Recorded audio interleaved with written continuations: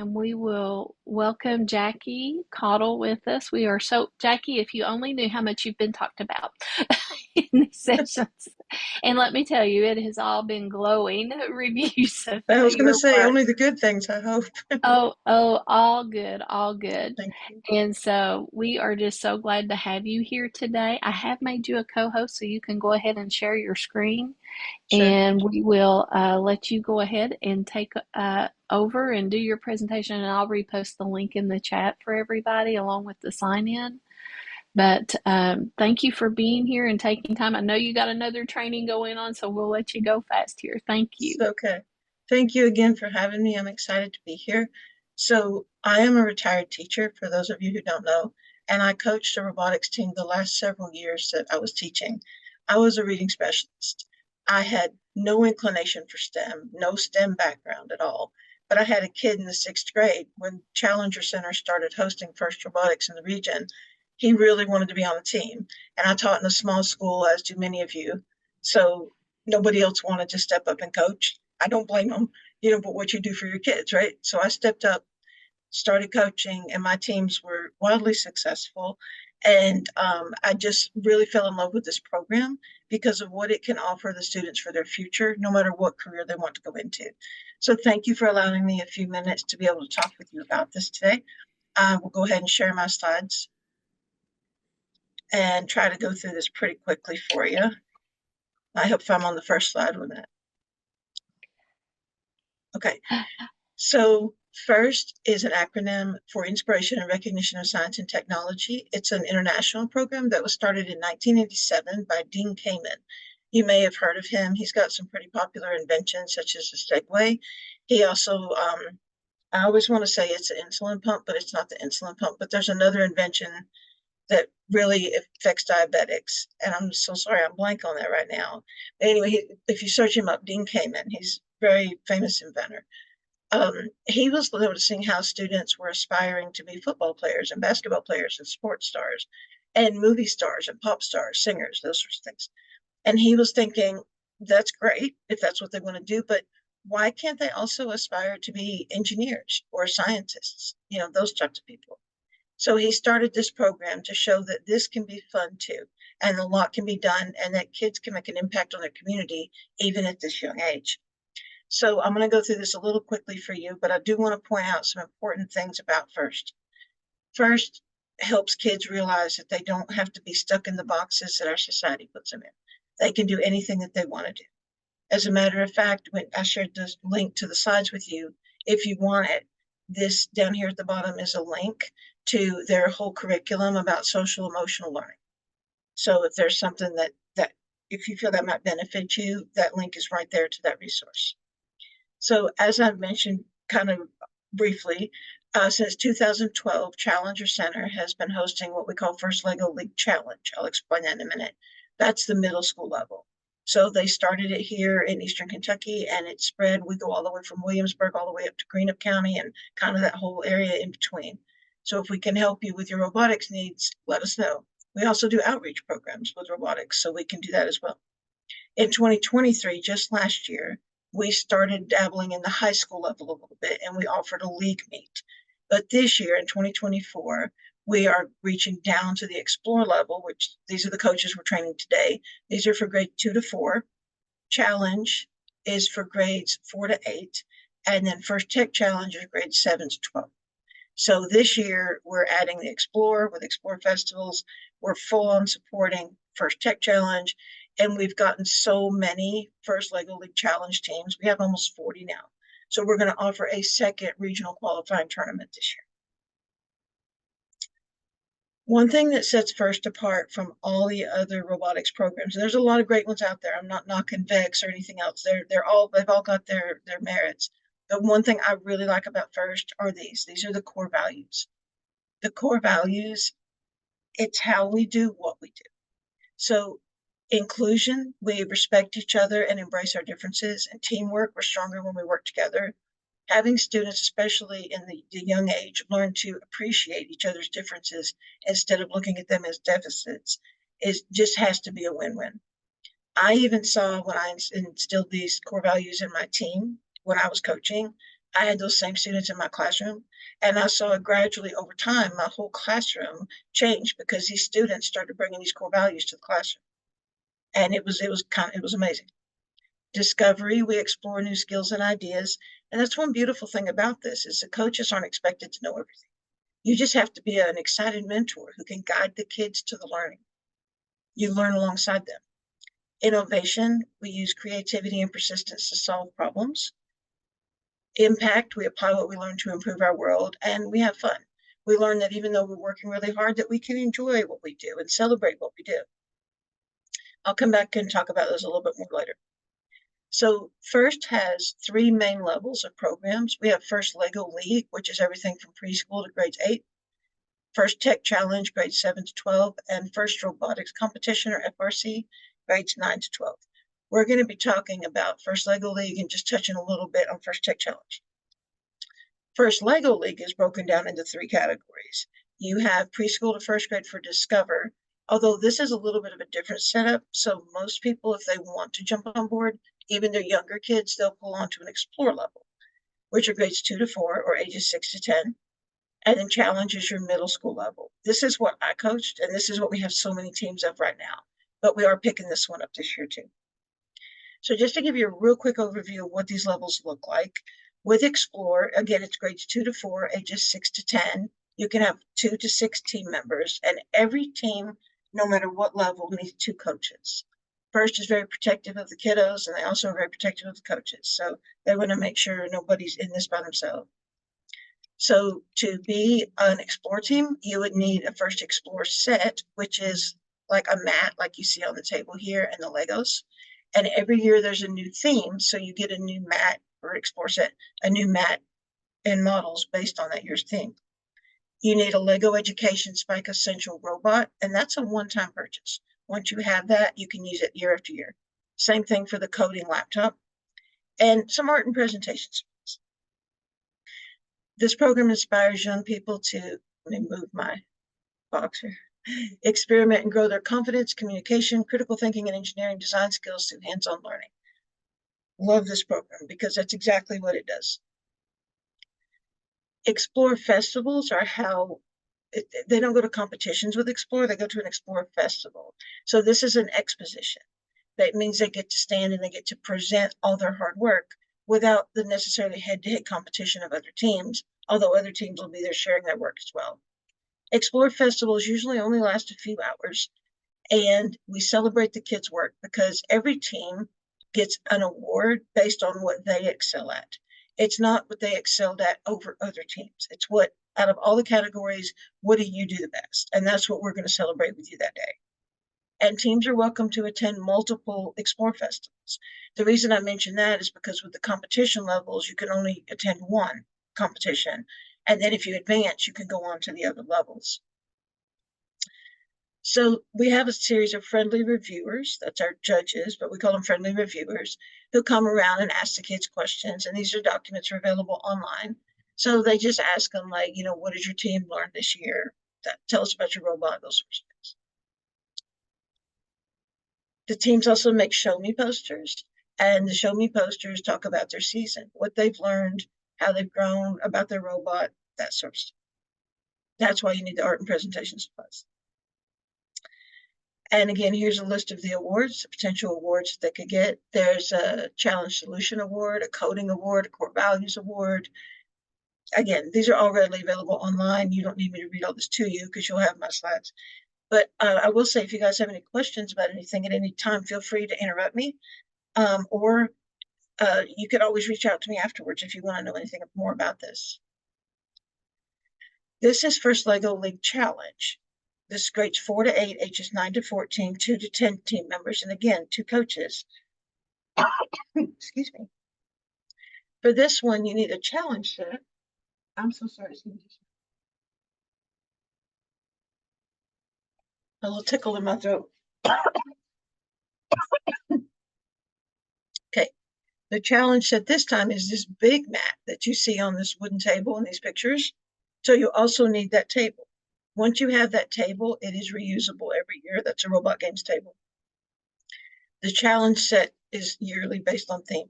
You need a Spike Prime robot this time and a coding laptop.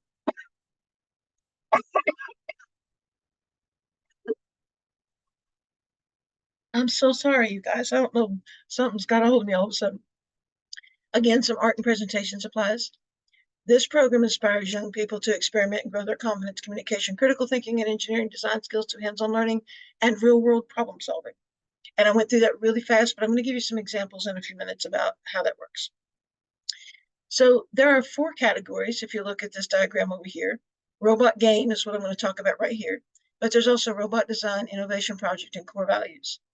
All the kids on the first Lego League Challenge team compete in all 4 categories. It's not like they divide up and have sub teams. And they compete in all of these all on one day at a regional competition. So with robot games, these green rectangles on this mat, they represent Lego mission models. And these will push, pull, lift, spin. Sometimes robots have to collect things and bring them back to home. Sometimes they have to deliver things to there. But the students launch a robot either from this angle or this triangle here, and they go out and they do the missions. Now, these are not remote controlled robots. The students work in practice to pre-program them so that they run autonomously on the table at competition.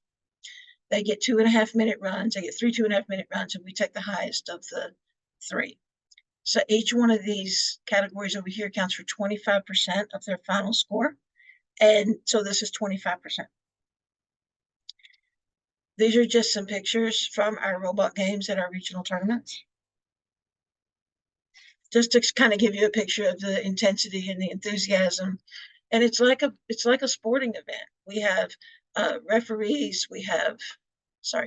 Um, we have an announcer. It's on the big screen. It's in a gym. Sometimes we have music. There's buzzers. It's a big deal. You'll also see teams who are showing their team spirit by wearing some sort of a costume representing their team. So these were the Rock and Robo Panthers over here. This is Rat Row Robotics. You can see the rat ears here. There's a whole reason they're called that. It's got to do with the location of their school. These were the Innovative Engineers here, and these were the Lego Masters.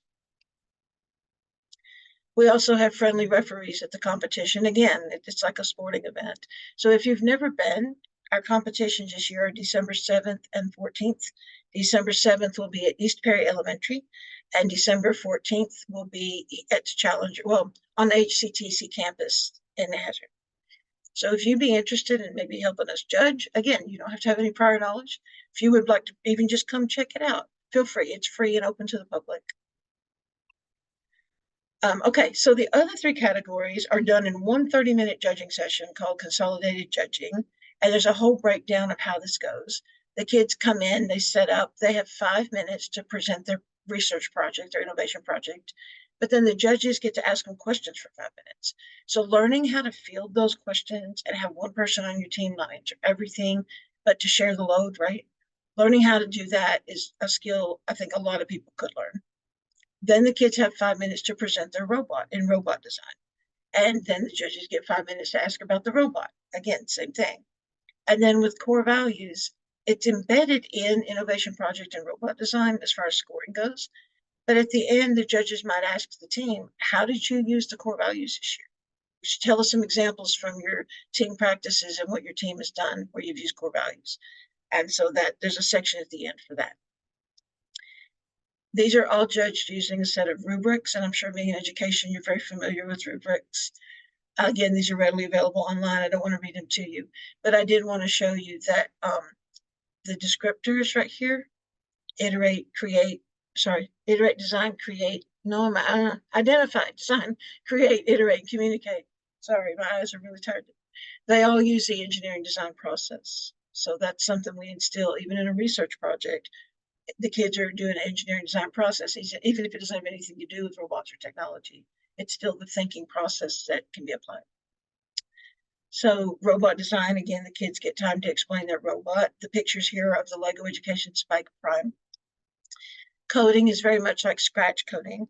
While this is a screenshot and I can't manipulate it, it's pretty simple. This sidebar is already there. This is your options.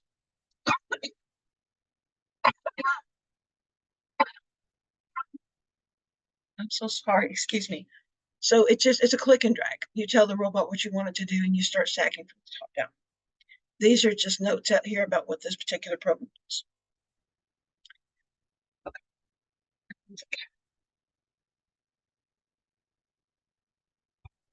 Through the research project, kids can have a huge impact on their community. So I thought if you would indulge me just a couple minutes, I'd like to share with you just a few of the research projects that my team did. During the 2015-16 season, the theme was Trash Trek, and first challenged us to improve the way we reduce, reuse, or recycle waste. Now, every year when they give us a challenge, the first thing we have to do is identify a problem that lies within that through research. Well, my kids quickly figured out that too many water bottles are being thrown away and they're filling up the landfills. Turned out about 80% of the teams that year chose the exact same problem. So how are we going to make ourselves stand out and do something different?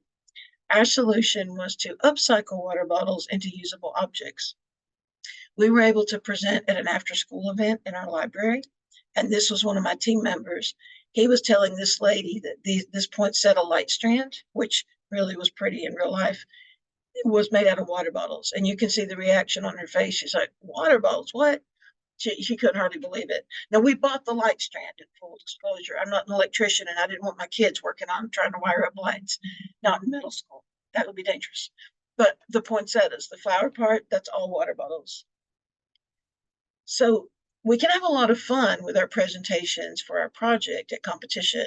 You're encouraged to be memorable and do things in a fun way. So my kids always like to do skits. And this particular year, they were all about the Grinch, and they wanted to do a Grinch skit. So it wasn't the Grinch story, but they used all the Grinch characters, and they used the Grinch setting of Whoville, and they came up with a storyline all about too many water bottles are filling up the landfill in Whoville, and what are we going to do? And so then they were able to share their solution of upcycling into everyday objects. We also created a YouTube video to the tune of Uptown Funk, just to kind of have an impact on our community and try to persuade more people to be more conscientious about throwing away so many water bottles and see if we can figure out a way to do that less. So this was there's people in here in addition to my team, but you can see the people in costume. They were my team members. And this was them dressed for their skit. And this was their team photo that year. You see the kind of odd looking fellow in the middle of the back row? It worked for our team photo because it had to do with our project that year, because our skit was about the Grinch. Again, you want to stand out in a positive way when you're a team like this. 2017-18, we had hydrodynamics. The challenge was to improve the way we store, transport, use, consume, conserve water. Problem, kids don't drink enough water. No big surprise, right? A little bit digging a little deeper, kids thought water was boring. So my team wanted to fix that problem. They created a cup called Hydro2O, which was a fun cup. We also found out that kids with small hands have trouble holding big cups like this. So we wanted to make a cup that was easier for them to hold. And I don't know if you can see the grooves in the cup in this picture on either side. The intention of that was for littler hands to hold. The cups were actually not that cup. The design my team made was stainless steel. This was just a 3D printed prototype that we took to competition because we couldn't get a stainless steel one made. The idea was they would have collector heads that could be interchangeable. I taught at Viper Elementary, and we were the Hornets, and our colors were green and black. And this little wild hair looking thing here is part of our Rock and Robo Hornets, our team identity. So we wanted to put that on there. But the idea is that those could be interchanged based on whatever you're into. Somebody was into baseball, maybe there was a baseball head, or maybe they're into Minecraft and there's like one of the Minecraft creeper heads, or they could be lots of heads, or it could be collector heads. The straws we wanted to be healthier than the artificial sweeteners we were seeing out there, or the sugar sweeteners, but still be flavorful. So we found freeze-dried fruit worked really great. So we sealed those up in the straws. Okay, so the idea is when you open the straw and you put it down in the water, then the kids could blow bubbles to mix it all up. It drives adults crazy, but that's part of the fun for the kids, right? Added to the fun factor. This year, my kids were all into the TV show Friends. They really loved it, so they used the characters from Friends, and they wrote a skit based on them to present this. Bonus, we were invited to present this concept at SOAR. And a gentleman from Kids on the Move found the project and he loved it. And he wanted to have that cup made for every student and staff in the Perry County schools where I taught. We had also done a cost analysis, and I think he quickly realized that we were right on target. They were pretty pricey, but he didn't give up on it. He actually had this water bottle made. I don't know if you can see this water bottle. He actually had this water bottle made for every student and staff in Perry County Schools. You see that groove in it right there for little hands to hold? That was a design from my team. Since then, I have seen these bottles in the store with those grooves in them for it to be easier to grip, but you didn't see that before 2017. It wasn't there. So my team had a big impact, not only on Perry County schools, which water consumption increased for a little while because they were cool. But then, like I said, just this past year, I saw a bottle in the store that had that same groove pattern in it. And this was our team photo from this year. So if you're familiar with Friends, this is their cast photo. Well, this was my team photo. We went downtown to our fountain down on Main Street and did our team photo. Okay, and the last one I'm going to tell you about with this project is Animal Allies. So in 2016-17, we had the challenge to improve the way humans and animals interact. My students quickly realized that in this area, veterinarians oftentimes have to sedate dogs when they're brought in for visits. The reason for that is dogs experience such anxiety because they're not socialized. We don't live in an area where our dogs see a lot of new people often. They are very used to the people that are around them every day. So for the safety of the vet staff and for the less anxiety for the dogs, veterinarians oftentimes have to sedate the dogs. Just so happened every kid on my team this year had a dog. They didn't like the idea that their dog was going to have to be sedated if they brought him in or may have to. So they're like, where can we socialize dogs in Perry County? Well, they're like, let's do a dog park. Great idea, except dog parks are not innovative because they already exist. So you first want your solutions to be something that doesn't exist or something that does, but you do it in a new way. Well, we didn't want to give up on this. So we found out that if we made our park interactive, then it would be innovative. So they created Chip Celebrated Hound Interactive Playground. And the idea is that a chip in the dog's collar would work with an app on the user's phone. And then the more the user interacted with the pet in the park, they earned points. The points could then be exchanged for vending machines at the park for prizes, snacks for the dog and or the owner. We presented this to our judge executive who loved the concept. He actually gave us a letter of commitment that he was going to put a dog park in Perry County within 2 years because of our work. It took 3, but he got an intern team together and they put a dog park in Perry County. It's not an interactive park, but he still loves it. Loves the idea and would like to get more grant money to actually make it that, but we're not there right now. The other thing that he did is when we presented to him, he said, can I come back? I want to bring my grant writers. He not only brought his grant writers to my practice so my kids could give them all the research in the project, he also brought his architects so that they could figure out exactly where this was going to go and what was going to be involved with the construction. So my kids got to present to all these people about this project. And now we have a dog park in Perry County. So my team made a huge impact on our community.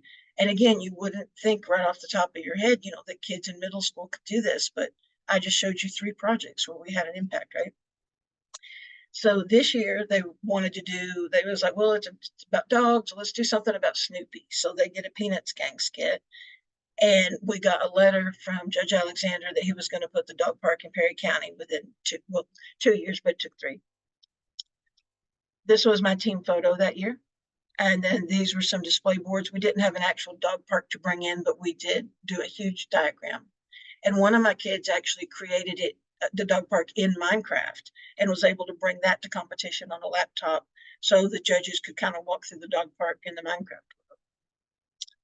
And this was a skit from years ago. This was Golden Girls. So this was Sophia. This was her chauffeur. He played grandpa.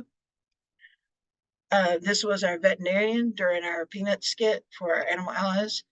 And this was our kids presenting to parents the night before competition. So this is Lucy. Here's Snoopy on the back. So I mentioned to you a lot of people that we've gotten to present to already, but I just wanted to share a few more opportunities that being part of a robotics team might offer your kids. My team was able to present at SOAR. We presented for Leadership Kentucky, at Drone Conference, for U.S. Secretary of Transportation Link Chow. Governor Matt Bevin, Lieutenant Governor Janine Hampton, Congressman Hal Rogers, Senator Brandon Smith, Judge Executive Scott Alexander, boards of directors, engineers, architects. I didn't put grant writers on there. I ran out of room. There's more people. But can you imagine the self-esteem that these students start to get about themselves and about their importance in the world, the difference they can make when they present for groups of people like this, right? Okay, so let's jump into First Tech Challenge. This one's not going to be very long because, again, we just started First Tech Challenge. But First Tech Challenge is grades 7 to 12, ages 12 to 18. It can have up to 15 members and, again, 2 coaches. So students learn to think like engineers. They design and build and code robots. And the teams compete in an alliance format against other teams. So I didn't show you. This is an example of what First Lego League Challenge would work with. Something like this, the middle school level. This is a simpler build of that same basic robot. But I'm going to use my camera a second and try to show you the FTC robot. I don't want to make you seasick, but it's too big for me to lift up. Can you see the robot on my desk right there? Okay, so those can be up to 18 inches cube, those robots. And you don't have to use Legos. Matter of fact, Legos probably wouldn't hold up too big in this. That's why you don't see First Lego League in the title of this one. This was First Tech Challenge. The students use anything they want. And they get to use 3D printing. They learn how to use CNC machines, laser cutters. And the idea is that they work with people in the community and they start to build these relationships with employers by learning these skills. And that way, when they graduate, they have a direct line of employment to these fields if they want them. They also can get references from these people if they want to go somewhere else. Oh, I forgot to tell you. One thing I love about this is in the league meet part of this, or when the robot game part, is the teams work in alliance format with each other. So this is in a big 12 by 12 field. You play on the floor, but 4 teams have their robots on that field at one time. Okay. And then there's always a game. The game changes every year. This was last year's game. And there's these, I don't know if you see a little white thing on the floor. There were these little pixels. You had to pick them up and then deliver them to these backdrops or in the backspaces. So you've got 2 robots that start on the front side of the field, 2 robots that start on the back side of the field. And you're all running all at the same time. As if that weren't enough, you were working in partnership with another team that you only found out about 15 minutes prior was going to be your partner. So whatever points you get, they get, and vice versa. So you have to communicate and make a plan, strategize about how can we work together to get the most points for this match. So you can see over here the girls in these black t-shirts and then the guys and girls in the tie-dye over here. They are an alliance format. They're on one side together. Up here, we have 2 other teams up in this picture on the other side of the field. But who might be your alliance partner this time might be your opponent in the next match. So it's all strategy and communication is important. Robots are built from a reusable platform that we use an Android technology to power. And coding can be, there's a variety of different levels of Java-based coding, so it's not too complicated. These are just some images from last year from First Tech Challenge. Okay, I'm almost finished, but now for the specifics that you guys as educators are going to really appreciate. You probably already know that STEM occupations are projected to grow faster than any others over the next several years. Just a little chart from the Bureau of Labor Statistics to show you that. First has done a 108-month longitudinal study to show the impact that they have on the STEM field. And I'm not going to read all these numbers to you, but I do want to share just a few. 98% of students involved in FIRST programs have improved problem-solving skills. 95% claim increased time management skills. 93% increased conflict resolution skills. Over 76% strengthened their communication skills. This is not just a study. I saw this firsthand year after year with my teams. And I know we've actually got some coaches online today. So, and I've talked with some of them about how this has impacted their teams as well. And I know they feel the same way. These are not just numbers. When you see this in real life and you see the change this program makes in the kids, it's incredible. So, Jerica, if you want to pitch in and just support it here, feel free.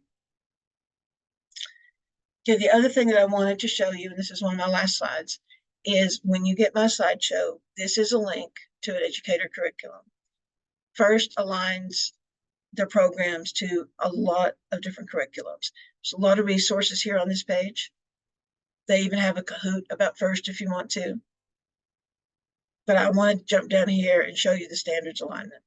Let's look at First Lego League Explore, for example. That's the little ones we're working with right now. Now, you would think Explore might have a lot to do with math and science. A lot of people want to put their math, science, tech people as coaches, right? But let's just look at Common Core English Language Arts. Anything with a black dot over here is directly taught through First. Anything with a line has the capability to be, depending on the coach and how they do it. Just scrolling through to show you how many connections there are to the curriculum. This is English Language Arts. This isn't even math or science. It has nothing to do with engineering, right? Anyway, I just wanted to show you that. I wanted to show you that that was there. And that's that.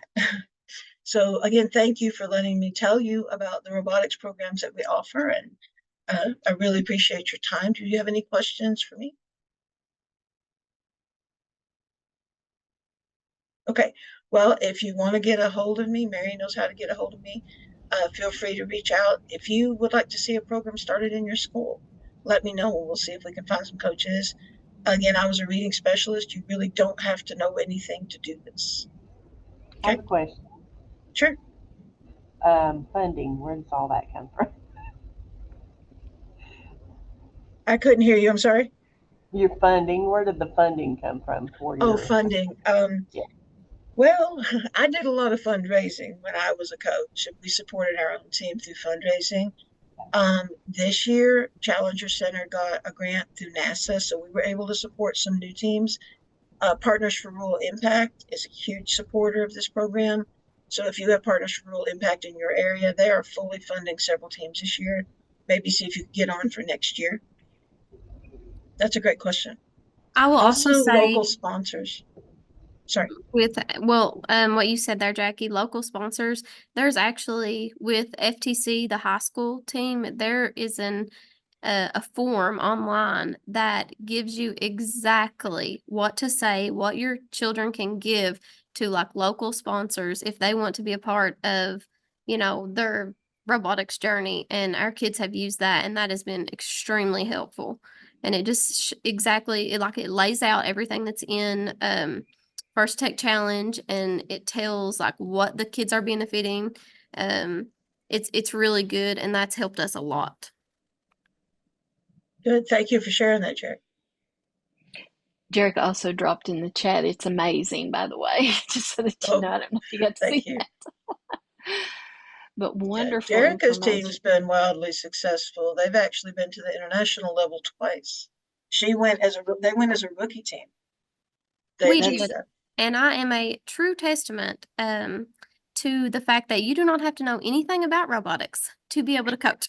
Me Because too. I knew nothing. And Jackie helped me tremendously. Any question that I had, late night Zoom calls, anything, she was there to help. So we relied on the Challenger Center and Jackie and Joe a lot. And we have 4 teams this year, so pray for us. You guys are doing great things over there in McGoffin County. Thank you for your participation in that and for your testimony. I appreciate it. So, but like she said, teachers are teaching during the day, and a lot of times this is after school, and that's when you need somebody, right? So I know I don't shut off my phone from you guys at 3 or 4 o'clock. If you need me at 6 or 7, holler at me. I'll answer you.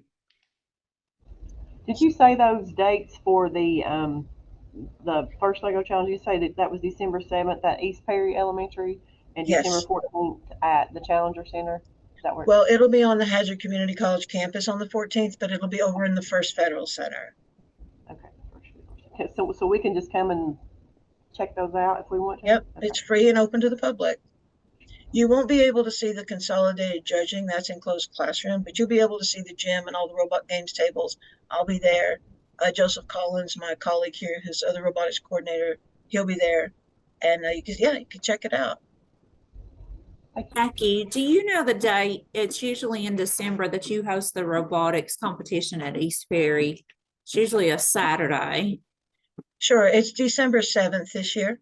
Okay. All right. Thank you. You're welcome. We're going to have a second tournament December 14th at the First Federal Center on the HCTC campus.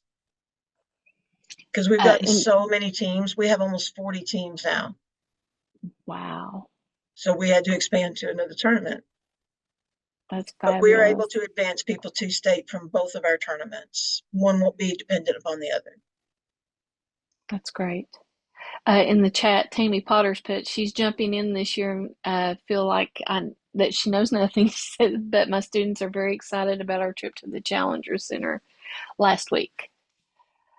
So yeah, Tammy, thank you. She's jumped on as a new coach, and you're doing great. We had team day last week, and her team got to come and got to get their hands on some coding, some robots, and learn more about the program. So it was exciting to have you guys here. We were grateful. Jackie, when will the information be put out for when you all will be doing rounds for new teams? Is that like in March, April, when you all start putting that information out? Well, it's not really something that we put out. However, if you know somebody or if you're interested in starting teams in your area, reach out to me. I know you guys have all got testing coming up in the spring, and it's a really hard time. I do try to get the coaches secured for the next season before school goes out if possible for two reasons. One, first releases the next season, either in early August, depending on the level. Explore and Challenge or early August. First Tech Challenge is 1st of September. Also, here at Challenger Center, Joe Collins and I put together trainings for coaches, and we normally hold those over the summer. That way, and I know it's asking coaches to give up their days of the summer, but we also offer documentation for 2 days worth of professional development if you for Challenge or for First Tech. So, something to think about. But if I don't have contact with those coaches before school goes out, it's very difficult over the summer to get that. And then the season actually starts beginning of August, but school starts beginning of August. So that's kind of just a rough time to try to get people on board. And by the time you guys are into school and we actually pull you on, it's a month into the season. Everybody feels they're behind time. So I guess long way around answering your question is we don't actually post anything about it. We may throw something on our Facebook page. Challenger Center's Facebook page is Challenger Learning Center of Kentucky, if anybody's interested. Challenger Learning Center of Kentucky. We may throw a flyer up on there, once or twice. Hey, if you're interested in starting a team, contact me. But if you already know that you want to, I'm happy to start talking to you now. Come to competitions, check it out, start to get your feet wet with it, see what it is a little bit. And we can start looking at funding options for you. There's things we could do to get you started. That sounds awesome. Thank you. That sounds, well, I think definitely you might have some extra guests on this December 7th and the 14th that come in and checking it out. And you'll probably be getting some emails because I do have your email on your slides. So definitely. Sure. That's fine. You're welcome them. The more the merrier, right? On Absolutely. That one. And if anybody wants to be a judge for the consolidated judging, like you want to see those projects and you want to see the robot design, again, you don't have to have any prior knowledge. There's rubrics that tell you exactly what you're looking for. We'll train you ahead of time one evening for an hour and a half or so. You don't have to have any knowledge. If you would like to judge, we would love to have you. But I am going to probably start recruiting my judges in the next couple of weeks, 2 to 3 weeks. So do try to let me know by, first, second week of October, if that's something you might be interested in. I won't come hunt you down, I promise. I won't do that, but I would love to have you. So just reach out if it's something you'd like to do. That would be a great way to get them really, immersed in the whole process, wouldn't it? And seeing how that the whole thing is going on. You could, yes, exactly. You'd be able to see everything if you judge, whereas if you don't judge, you can only see the robot games. That's a great idea. That'd be great. Awesome. Well, Jackie, you have been amazing. And like I said, you have been talked about different times in our meetings, and we were like, well, we're going to try our best to get you here to share out information, and you did a phenomenal job, and we appreciate all that you're doing in our region for our kids. Thank you so much, and thank you for asking me to do this and for your time. I really appreciate it, and I hope to hear from a bunch of you. All right, I'm gonna go ahead and hop off, but thanks again. Good luck with your school year, everybody. Thank you. Thank you. Bye-bye. Wow, that was awesome. That is a lot of great information. So most definitely, you all, I'll just be honest, we did compete in it. My daughter actually competed in it as a middle schooler in the elementary, and it was a great experience for her. It was a really good, it put her out there and really worked with problem solving. So I definitely think it's a great opportunity, but what a great way to kind of get introduced to it if you could be a judge. And like she said, you didn't really have to have experience in it. So let me go ahead and get the slide advanced. I do have her email on here, right there, Jackie.Cottle at clcky.com, Challenger Learning Center, Kentucky is what that is. So if you're interested in doing that, please be sure. I'm going to drop these slides in our participant folder as soon as we get finished, and the link to her slides are there, and she also dropped them in the chat just so that you all have access to those. So just kind of just some wonderful information. Really appreciate her taking the time to talk to you all. Jerica, I have a question for you and Tammy, just real quick, and I should have asked Jackie. Do you see crossover into STLP with this? Like, is there any way? I mean, I don't know about the Lego piece of it because now there's bot competition at STLP, but with some Yeah. of this, would it? Well, we actually have never, like where I'm the gifted and talented coordinator and the robotics, we are kind of separate from STLP, but some of our middle school teachers, because my office is at the middle school, they have asked us to maybe try to get some of our students to compete with STLP. And that's a goal of ours. So we have never tried it, but we want to. We want to do that. So maybe if Tammy has, maybe she might have a little more information, but they do, I think, like somebody told me that there is a competition where you can take a robot and like drive it on a line. I'm not sure exactly because we haven't been involved in it, but our robotics students should be able to do those things. And I think it would be something really good to try. Tammy put in the chat. I bet Tammy, you can't talk right now. Where you typed in the chat, but innovation project. She says yes, because I also was worked with STLP as well. As I listened to it, it seemed like, if not the exact same project, but definitely skills would definitely be able to be transferred. So I agree.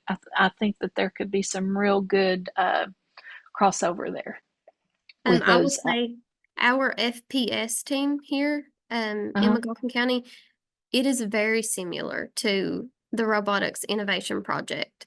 Um, Pretty much the goals are exactly the same. I'm not sure about the rubric and the scoring, but it is almost the same thing. You find a Mm-hmm. problem and you're trying to solve it. Okay, can you hear me now? I can hear you, Tammy. Okay, Yes. I'm sorry, I'm having so much trouble. And now I've lost the screen, so I can't see anything. But our school district is taking a whole district-wide initiative for STLP this year, and having even on October the 15th, our first like little district-wide day where we're having community members come in and kind of listen to the kids give their pitches on their projects. They're not really going to have anything other than like their little elevator pitch. But as we have been giving everybody this level 1 in STLP, it looks to me like it's going hand in hand with the innovation project. The innovative project that we have to do for first is an STLP project, because you look for a problem, you look for an answer, you have to use technology in some way to fix that problem. So very much the same premise as what we're talking about this. Now, Kathy, you and Kevin, you all do a lot with STLP. I know Floyd County does an awesome job with that STLP. From what you heard, do you think that's also a Do you see connections? I see your Yeah, wheels turning, Kathy. yes. Mike Bell is actually our STLP guy, so if any of y'all would want to reach out to him, he's Mike.Bell. Mike's been doing it forever. He took a team, I mean, he's been to nationals with STLP, so Well, we need really some just, help. yeah. He's Mike.Bell at Floyd, so, and he'll At answer any, Floyd. yeah, yeah. He's also, he and Amy are doing our STEM bus now too. We have a STEM bus and they're driving that around, so I'm pretty excited about that as well, so. So is it Mike.Bell or is it Michael? It is actually, I think it may be Charles actually. Yeah, let me double check it real quick. Will you drop that in the chat, please, Yes. for us, Kathy, so that they can contact anybody who'd be interested in STLP? We've got Jackie's email for the Lego League, but like where Tammy and Jericho are immersed in it, they would also be great contacts if you had any questions, if you're working and thinking about this. But I would definitely, if you're thinking about it, I would look into judging as a possibility. That seems, thank you. All right. Our schools, Jerica said, I think our schools do STLP individually, but we'd love for it to be a more district wide. I know very little about it. Well, that'd be a good contact. I'm sorry. Go ahead. This is Elizabeth. At Sebastian Elementary, I do the STLP coach, and I definitely suggest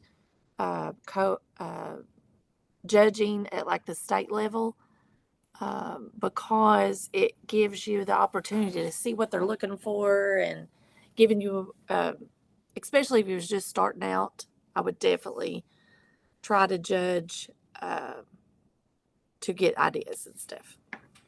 And like I said, to see what they're looking for. That's a good suggestion. They could maybe even thank you for dropping that in there, Sarah. I appreciate that. And that would be a way you might could reach out and be able to judge. But just to be there at STLP, we do our board meeting in the spring. Last year it was in March, but I think it's going back to April this year, state is.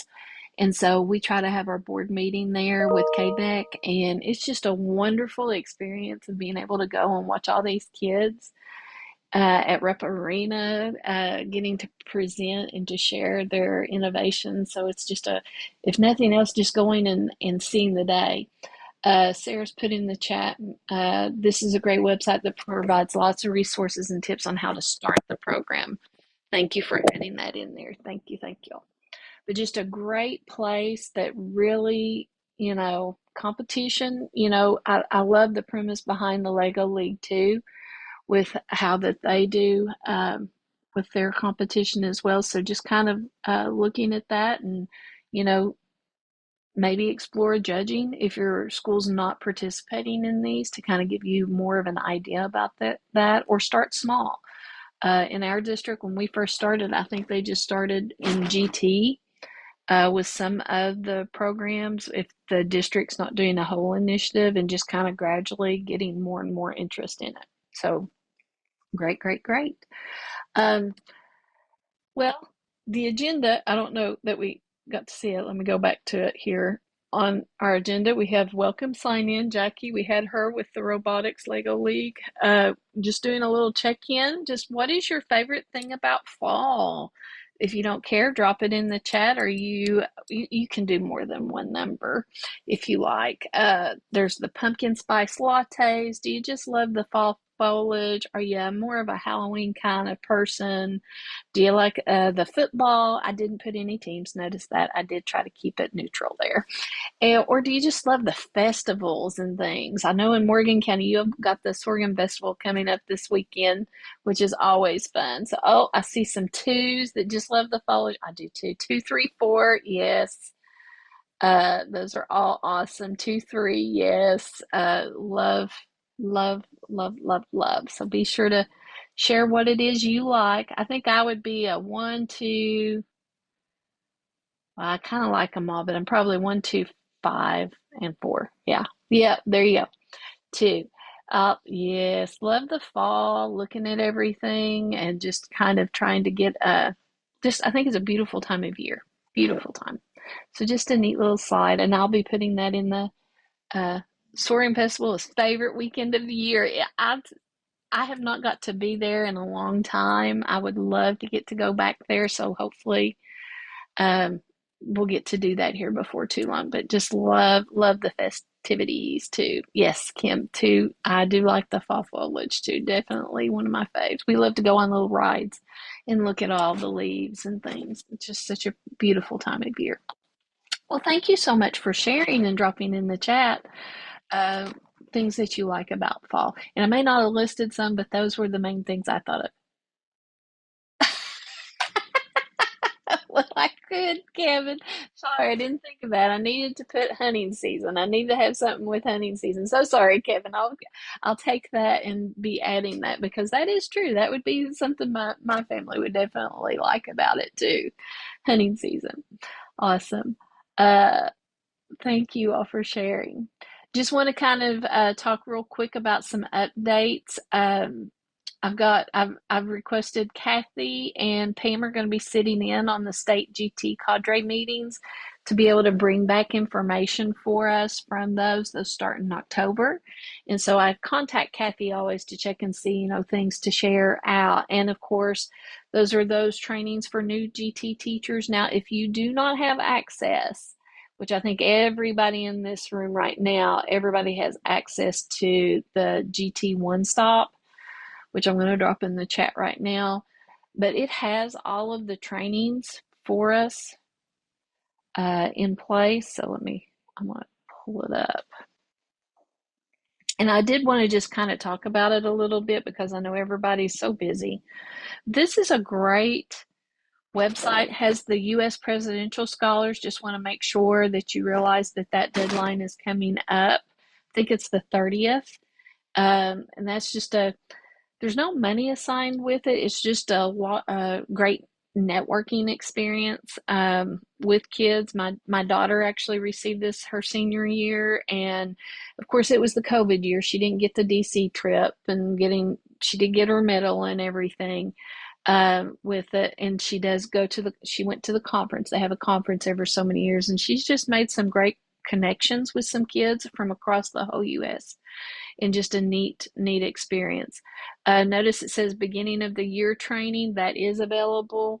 Making sure that you do review that and that of everything that is your annual training resources to be aware of. And then, of course, the new teacher. And you can see if you scroll down, there's your new teacher, your beginning of the year, and then here's your new GT.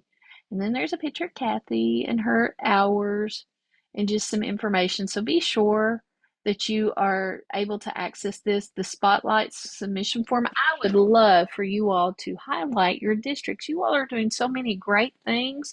Now, here's the thing. You may submit and they may not select it straight away, but it's there for them to be able to look at and to pull from. So please make sure for GT, just some of the awesome things you all are doing, to share that, to get our part of the state recognized.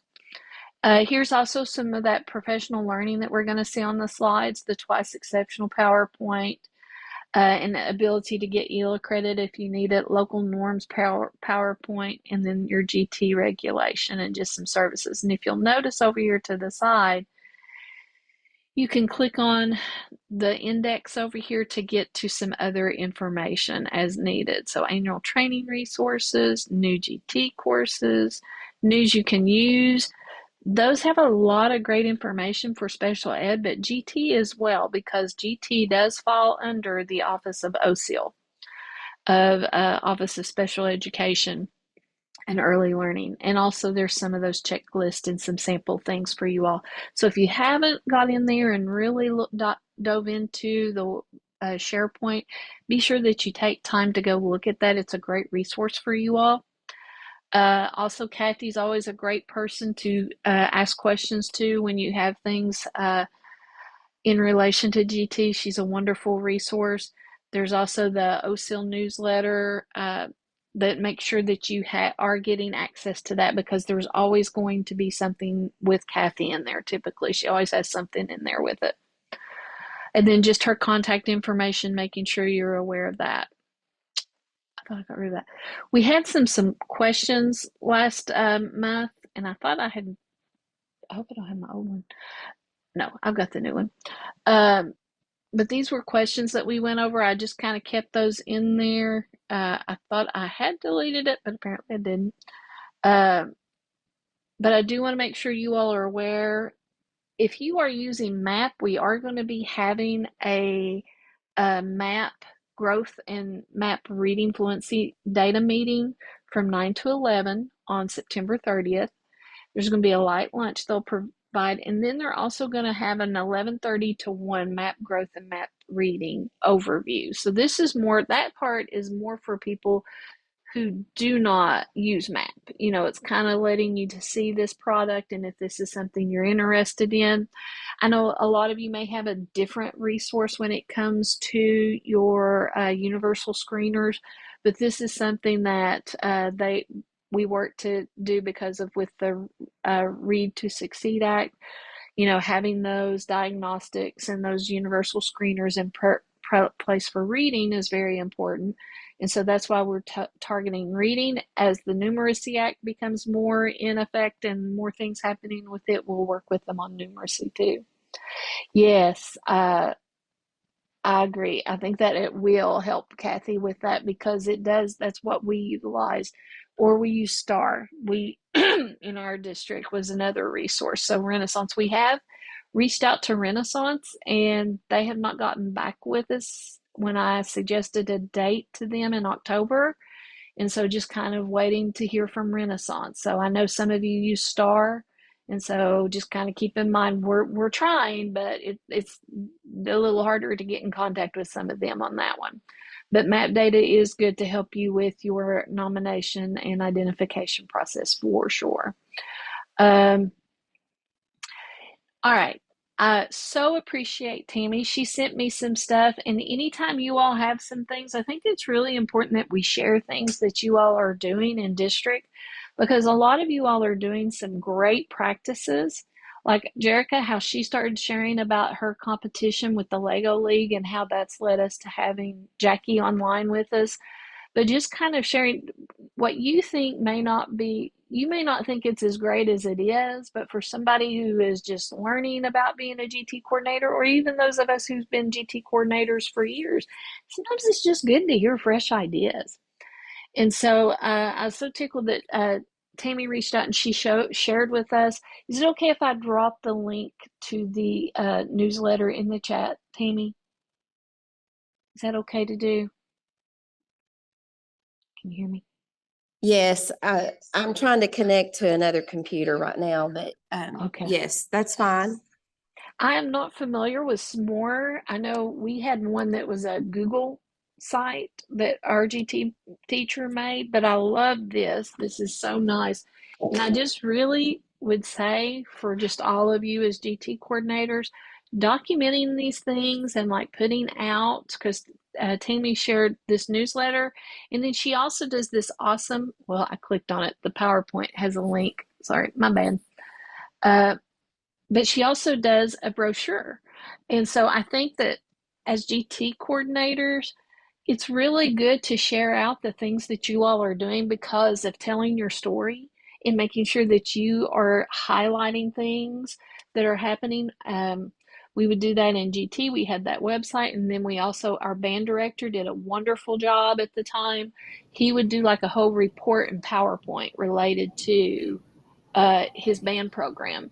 And so just kind of highlighting the things so people know what's going on, I think is phenomenal to do. So if you haven't done that, here's some great examples. Tammy, I'm going to let you talk now. Okay. I'm so sorry for all the technical problems I'm having. I can't see the screen or you, but this actually came from, I had a lot of new teachers questioning what my job responsibilities were and kind of like what I was doing through the day because they would just see me everywhere. So it looked like I was doing nothing. And even though I have a very flexible schedule, it's just like every day I'm trying to figure out what is top priority for that day. And I thought having a brochure out, that came with, if I had the brochure out telling like exactly how or what ages and what kind of the requirements were, and giving my contact information that parents who are coming into parent-teacher conferences, they could see it, and then I could get, reach out to me, because the Facebook pages post, when we would make a post on one of the school pages, then it would become, a parent might very innocently be asking, well, I don't even know how you get into that. And then we had a lot of negative, we had a lot of good, but negative as well. So I was trying to fix it to get information out there before I had to worry with trying to backtrack and call people and try to explain things. And then with the newsletter, our principals send out a newsletter from S'mores every week. And I get everyone's newsletter so that I can keep up with what's going on in each school. And I started playing around with that in the February of, for Gifted Month, thinking, how could I let someone know, what's been going on the last, because I think, well, if you think I'm not doing anything, and, and it's not just me, it's our whole district, the art teacher, the band teacher, they're all working with gifted kids and really promoting it. So I just looked at what possibly could everybody in our district be doing for our gifted program. And I just took a couple of weeks and worked and looked back through my phone and got pictures. And, that's just like I made the little statement in the beginning that it was just kind of a snapshot of what was going on, so that people would understand it's not everything. And now I think I'm going to do this, at least I was thinking, try to do it maybe each semester, but I think I'll keep it coming out in February and just show what I've done in the year prior to that. And once you learn kind of the program and how, then S'mores newsletter is so easy. You just, fill in the information. It won't take as long. And I used Canva, some of that you see, like the blue background there. I can't, Morgan County Middle. I'm having trouble seeing that myself. But that's a trip that we took. Our kids did the survey, and it was showing that our elementary schools felt like bullying was a problem. And so our district administrators reached out to me and said, could you get your gifted kids to come up with lesson plans and go out to the elementary schools? And that's what we did. So they came up with lesson plans on their own, a book for K3 or K2, and then a book for third, fourth, and fifth.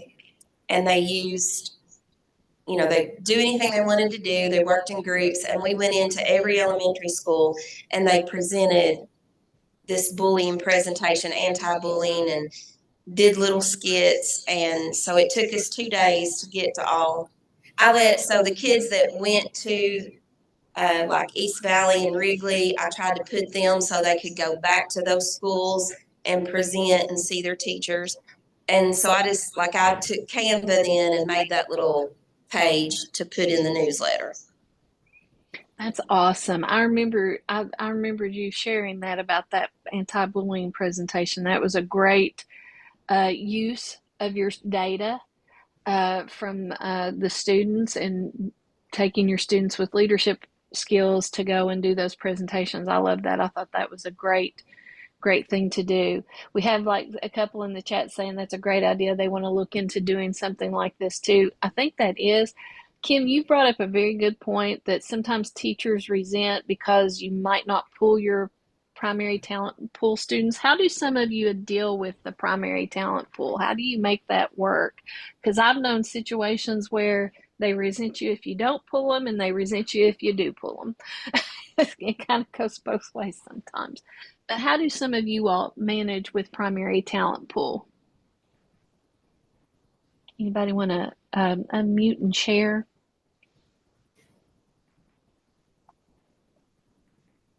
Or type in the chat about primary talent pool. That's always one that I think some of us struggle with. Or if you are doing something, what are you doing with primary talent pool?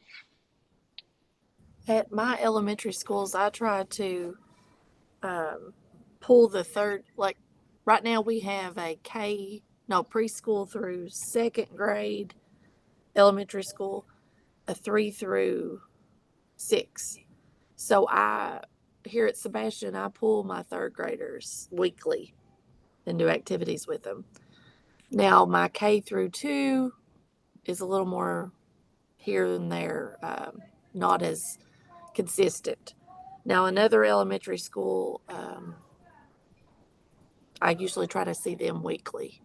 But right now I don't have any kindergarten or first graders identified out there, so I got to work on that. Okay.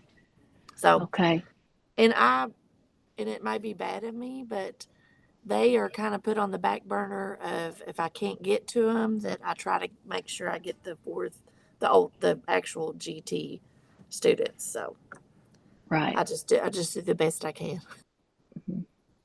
Do some of you like maybe put together some like an informational sheet of like some things that are available, like the Super Saturdays that are coming up? Because some of the kids might would go to them, or maybe some other things happening in the community, like with the cooperative, like the 4-H uh, possibilities.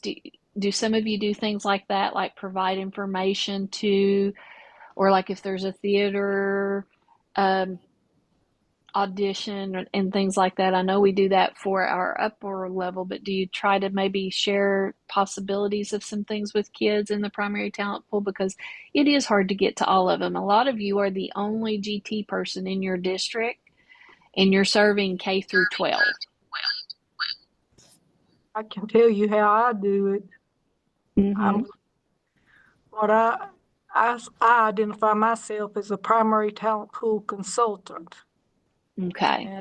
And I feel like the teachers are the ones that's more responsible for serving those kids in their classrooms. But what I do and what I've done is I started back during when the COVID season when we were off. I created a couple of Google Classrooms for teachers that has every every kind of material or everything they need that would, tell them about the primary talent pool and just lots of stuff. It's a great resource. Even though I made it myself, I think it's a good one that I'd love to share, statewide or region wide. If anybody that's interested in it, I just don't know how to share it.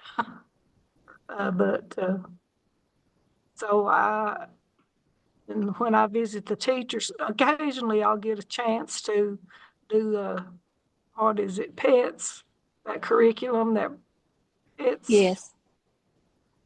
Yeah. But I can't do it. It just depends on what school and what class, but it's nothing I do consistently because I've got about 75 students. And there's no way that I can serve all of them. Yes, I agree with you. I think that's a great way to do it. Like you have Tammy Potter, she says she tells her teachers that she's the resource so that if they have questions about that GT students and things, just like what you're doing, I think that's a wonderful thing to be able to do and provide. Does it, you said you made a Google Classroom. Different people are dropping in the chat. They would love to see the information. You all help me on thinking about this. As a student, if she gives us the code for you all to be able to get into the Google Classroom, she could see the information like the teachers, right? I don't think it'll let someone outside the district, get into it. I shared some of my You're probably right. identification forms with a teacher in Wayne County. Uh-huh. And when she got into them and opened them up, mine all disappeared. And I had to start from scratch remaking them. But I got on the site the other day and I saw there were other schools using my forms. They were there. So I was able to retrieve them back. Okay. If I didn't, I don't know, I don't have the technology know-how or something to send these Google Classrooms out. I'd love to. Maybe I could share it and make someone a co-author.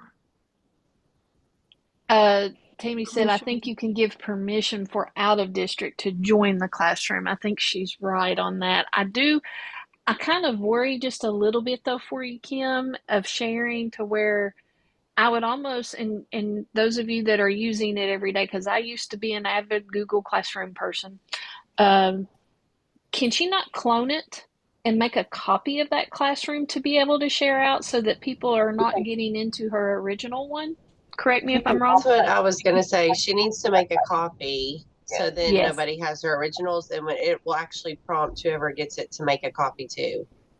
I think that would be the best thing to do, Kim, on that part. So Say that again. I'm kind of slow right now. make a copy, For myself to keep of my class. share out the copy, and keep Oh, your okay. original for Okay. you. But that's what I didn't do when I shared out all my recommendations that I made, shared them Yeah. out, and then I couldn't get them anymore. So I did Mm-hmm. something wrong. So if you make a copy of what you're wanting to share, and I'd have to go back in and look at how to do it, but there is a way for you to copy, clone it. I can't remember the verbiage of it, but you want to make a copy and you might want to name it whatever you have it to share so that you make sure that that's the one you try. Oh, thank you, thank you, thank you. Okay, thank you, Kathy. Kathy's dropped in the chat for you and making it live. You can share your classwork with others by copying the link to your classwork. Here's how to copy. So right there's the information. Right, You might copy that, Kim. And if you and will I'll send send that, it to you I'll send it to you so everybody can. yes, and The only bad thing about it, it might have too much information in it, because I went crazy. well, that's Well, I was okay. crazy. Well, that's okay. I think everybody just would kind of like to see it because I think that that is a great source because you've already made that for your teachers, and what a wonderful wealth of information because it's wonderful to have choices. I think that's a great thing on that one. So if you'll copy that information on how to share your Google Classroom with others, that's a great way to do it. Jerica says she likes that idea. She does art shows, concerts with the visual performing arts and includes her primary talent pool students, but it's impossible for me to pull them out to work with all primary talent pool consistently. I do get some negative feedback from teachers at some schools on both ends. I get told that if special education students get pulled, their GT primary should get pulled as well. I mean, it's one of those things. It's if you do pull them, sometimes they'll not want you to pull them certain times, and then if you don't pull them, and if you're a resource. But if you're being a resource, you've got great documentation with that Google Classroom, showing of how you're supporting your teachers. I think that's a phenomenal thing to do. So, and anywhere you can, try to include them. I hope it's okay that I take the stance. The primary parents are getting their needs met by the classroom teacher. That's about like your special needs too, met by the class, using me as a resource to provide anything extra that may be needed. I get negative feedback too, but I get teachers reaching out to me asking for materials. And if you're providing that as the service, I think that's a wonderful thing.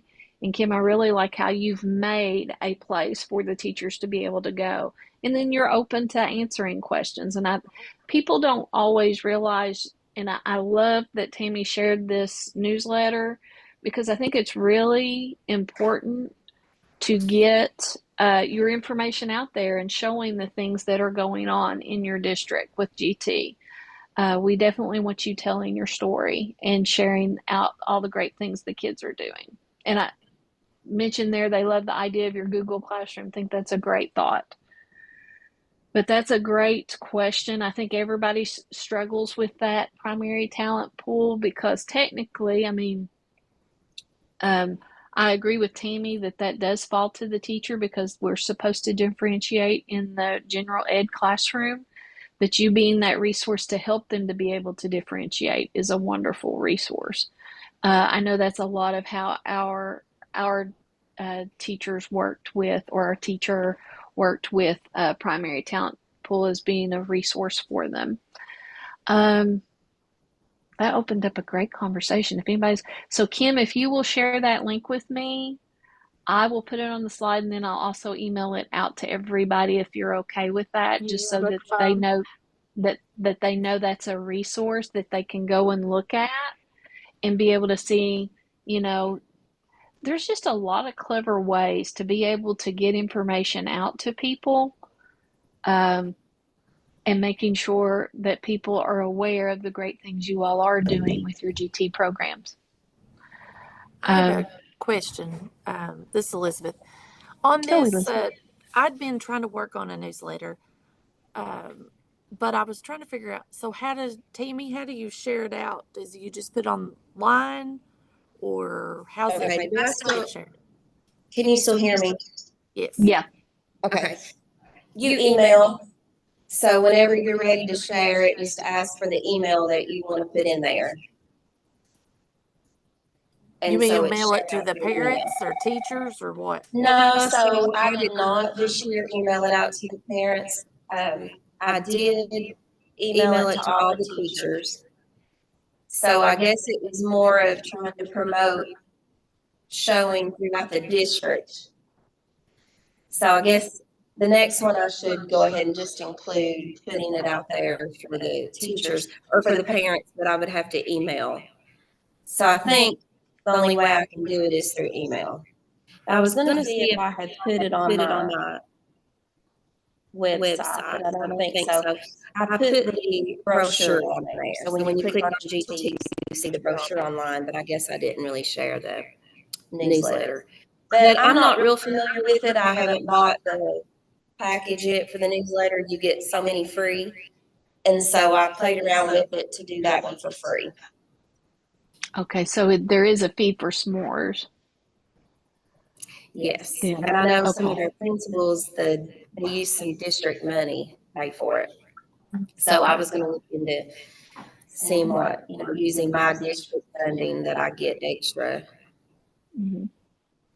I know Google Sites, you can make Google Sites too, and that kind of goes along with your Google everything Google.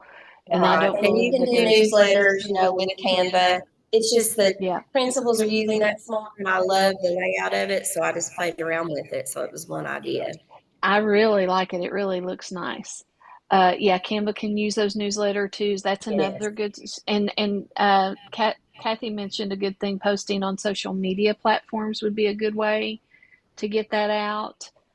Just to kind of share, take a look at what's going on with GT with those as well. I think those are great ways to. I guess I get could that. take snapshots of the pages and put them out there. Mm-hmm.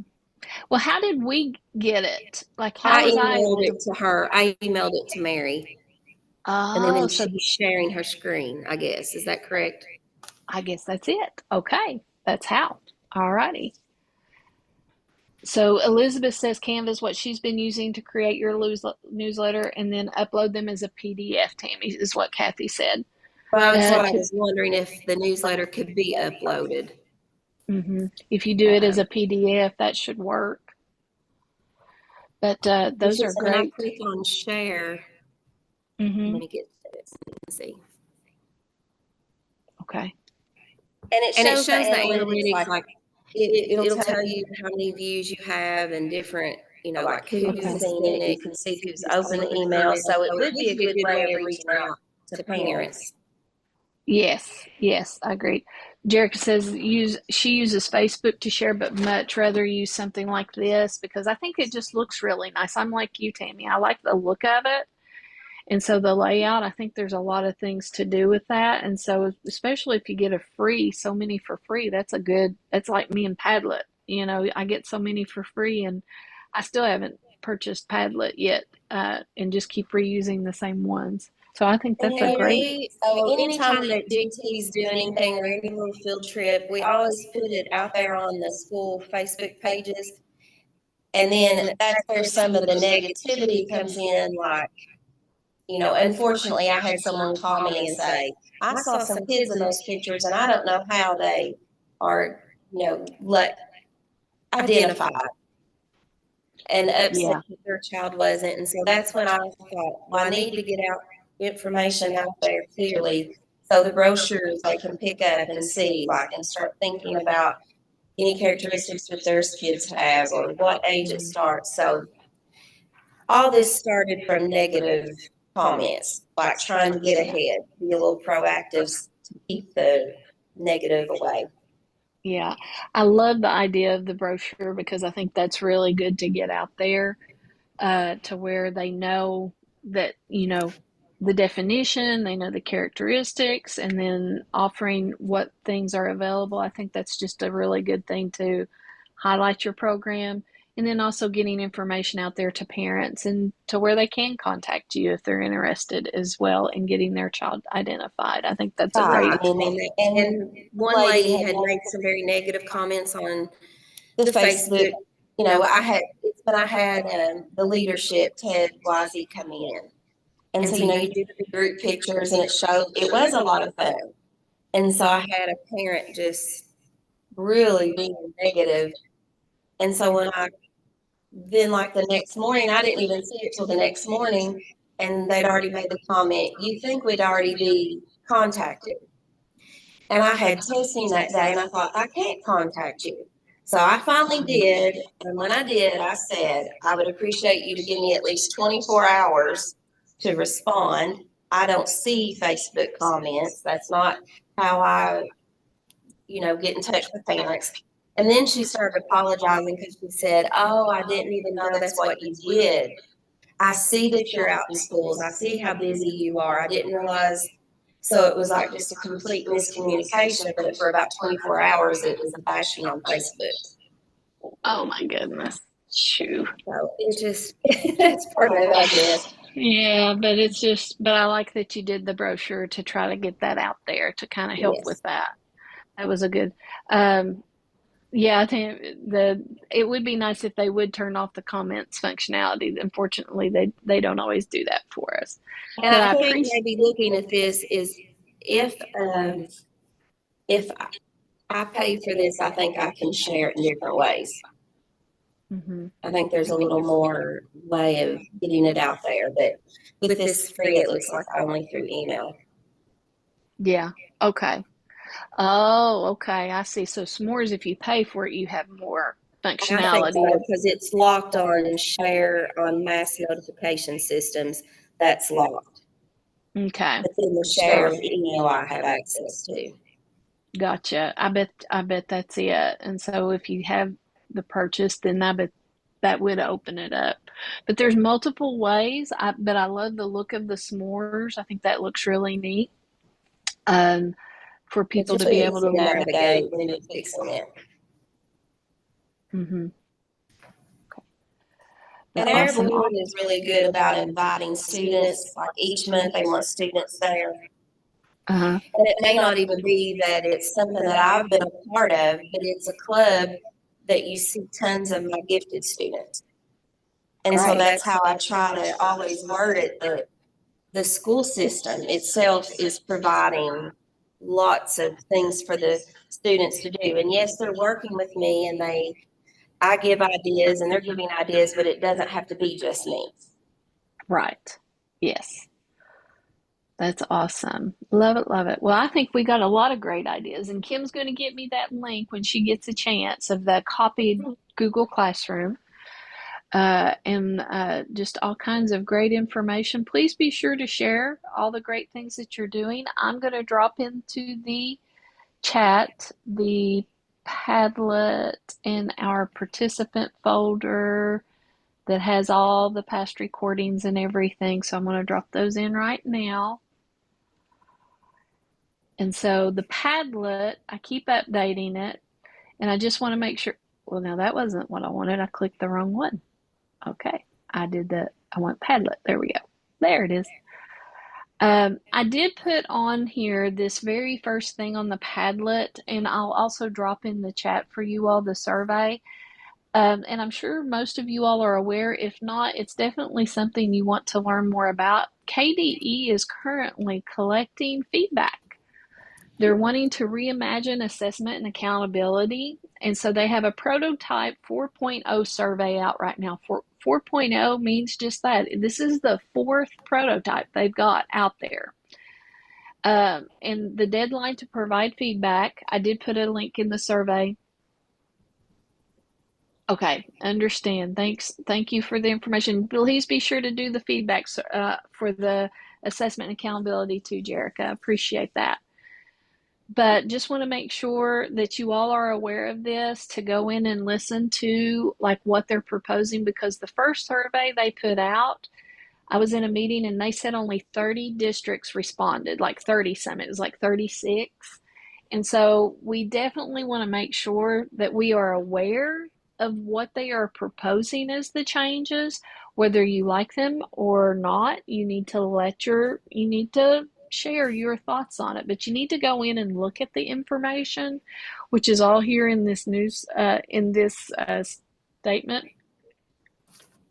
And I believe if you click on that, the hyperlinks will show on the Padlet.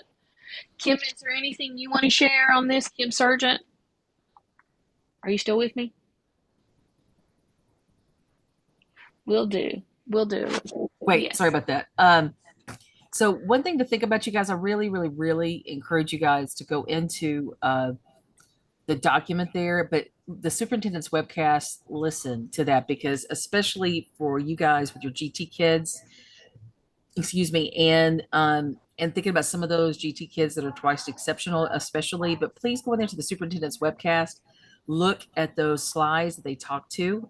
Dr. Stafford, Jennifer Stafford is the one that does the discussion there on the webcast. Watch it. Somewhere at around 20 minutes, Dr.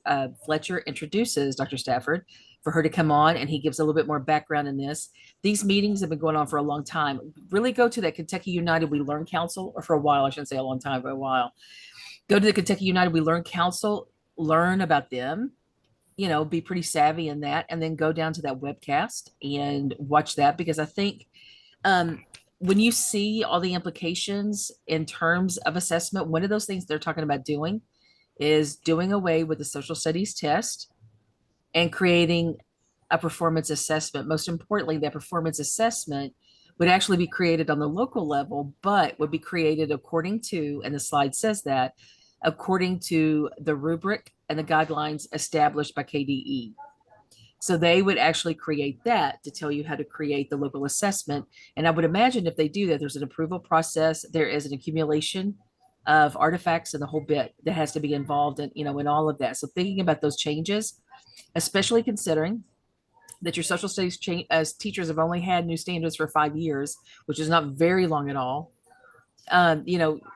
Science, you guys have had yours for almost 10 years, right? And math and reading and writing have had theirs for around 10 years, because they got to go from Common Core to what we have, to Kentucky to what we have now.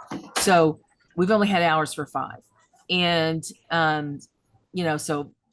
just thinking in terms of that and the implications of what it means to create something like that on the local level and everything. So really, really, really encourage you guys to go through and look at all of those things that's on this page. And I had to download this page before I was able to access the links. So Mary has shared all of that with you, and that's a good thing. But if y'all have any questions on your end about the social studies aspect, just email me. So no problem. Mm-hmm. Thank you, Kim. Share it with your social studies teachers too. Also, yeah, well, everyone, share it with everyone, because we want to definitely make sure that there's feedback given. What pieces of it you like, what pieces and maybe you like it as is. I mean, that's for you to go in and you to take a look and see what is all being talked on that. So just want to make sure that you are informed. I was just really concerned when I was in that meeting and they said only 30 some districts had responded. And when you're talking about a changing a whole accountability system, 30, yeah, I would agree, Sumner, on that one. Yes, for sure. So just kind of go in, take a look, and provide your feedback, just to kind of give them a clue of what it is that you would like to see. Maybe there's pieces that you like, maybe you like all parts of it. Just kind of go in, take a look, and see what you think on some of those pieces with how they're trying to reimagine the assessment and accountability system. Also, if somebody has, I saw had asked a question. If you have a Google site, if anybody has a Google site for their GT program, if they'd be willing to share that, or we would love to see that. So we'll definitely like to see that at some point. Also on here, I do want to make mention on the Padlet, there are grant opportunities available. So if you have not taken a look at this column here, a lot of those are ongoing and have like a rotating cycle. So those are all possibilities, have some differentiation links, some different things in relation to the instructional strategies. Some of these were shared from Jefferson County that you can see has some neat opportunities. There's the PETS thinking skills, I think someone mentioned earlier with this. And then here's that Artrageous at the MAC on the 26th that we had talked about. Just some different things. There's the opportunity for students for the U.S. Senate Youth Program till the 30th. The Shakespeare School programs just added some different things. There's the important dates for STLP if you haven't looked at those. Nomination and awards related to the Gauge Conference. I got another email on that. That was saying that those will be due, I think, in December. I did find this with the dance day. I don't know if any of you all have ever taken any kids there to Western Kentucky University, but there is a dance day at WKU. So that might be something for you to take a look at. The Ireland trips coming up, those applications. Do want to make sure you're aware of the Young Women Lead opportunities, October 18th in Ashland and November 12th in Louisville. And so if you click on that, it gives you more information. And then Roger Scholars opens up in December. So just making sure you're aware of some of those opportunities. I did contact Julia Roberts about these because that was mentioned last time that these are in-person sessions. And so I asked Julia Roberts about are they looking to provide some of these as virtual? And she said that they are going to do some virtual options, that they're not being able to do them hybrid because they feel like it's just too hard on their speakers. So she said to be watching for some virtual options that will be coming for us, because I know Western Kentucky can be a little bit of a haul for us here in the eastern part of the state, but she did say that they were planning to do some of those. And then just some things for you in relation to GT, the Gauge Conference, the registration, and then you all need to share some of the great things that you all are doing at the Gauge Conference and be involved in those. I think those are always good. So just want to make sure you're aware of some of the things on the Padlet there. The PL calendar, we still have that out there of the different things. Appreciate Pam dropping in the registration link for the NWEA MAT testing. Just make sure that, well, hello, what did I do? Just wanting to make sure you all are aware of everything on that part. Now, the last thing is, what do you all want for the next meeting? Because October comes, you start winding up. I mean, who would you like for us to try to get? I know that the Talent Identification Program of Kentucky, the TIP Kentucky, we could try to see if we could get Jennifer Wilson with us. I'm not sure if you would rather us get somebody with Gatton or Craft Academy. If you would like me to see about getting some of those people, if you all will let me know in the survey or just drop it in the chat, if you will let me know what you would like for the next meeting, because October will be our last meeting for this semester, and then we'll be back in January. And so you'll want to be watching emails from Pam. She'll be sending some emails in relation to that as well. So be watching between for her emails in relation to the next GT meeting. But if you'll let us know, we'll try our best to get somebody, like how we had Jackie today. That was phenomenal information, and just want to make sure we're providing things you need. If there's nothing else, October 28th is the next meeting. It's the fourth Monday of the month. So from 10 to 12, We've got August and September. You can see the remaining dates that we have on the schedule.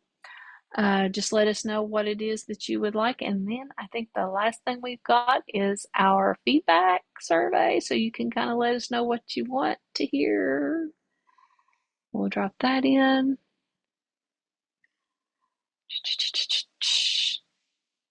There we go. So right there is the feedback survey. Please fill that out. Give us feedback of what more you want to hear from. And we'll be happy to try to get whatever it is you need here with us. And thank you all so much for being here with us today. We appreciate you taking time to join us. And we know you're super busy, but thank you so much for being here today.